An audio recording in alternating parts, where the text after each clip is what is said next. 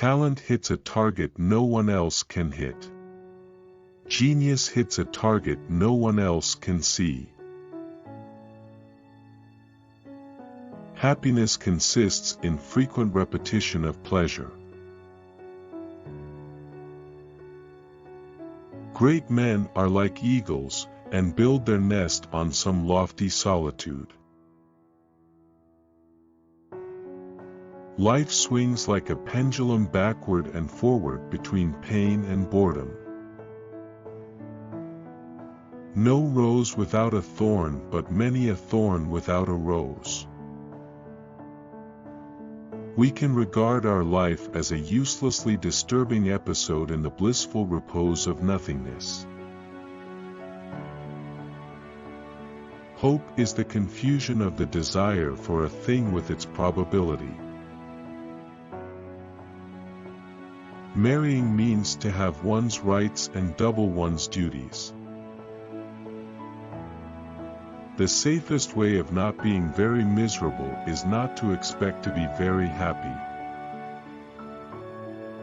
Every parting gives a foretaste of death, every reunion a hint of the resurrection.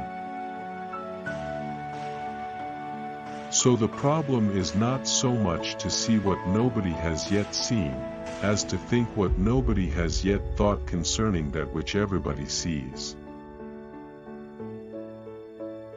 It is difficult to find happiness within oneself, but it is impossible to find it anywhere else. The person who writes for fools is always sure of a large audience. Treat a work of art like a prince, let it speak to you first. One should use common words to say uncommon things.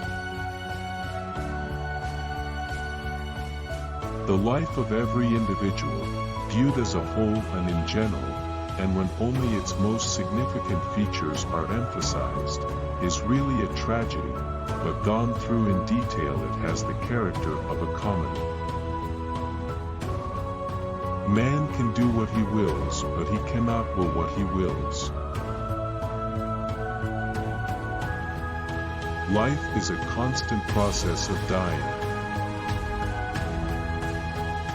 We forfeit 3/4 of ourselves in order to be like other people. A sense of humor is the only divine quality of man. Pleasure is never as pleasant as we expected it to be, and pain is always more painful. The pain in the world always outweighs the pleasure. If you don't believe it, compare the respective feelings of two animals, one of which is eating the other. A high degree of intellect tends to make a man unsocial. The shortness of life, so often lamented, may be the best thing about it. Change alone is eternal, perpetual, immortal. Compassion is the basis of morality.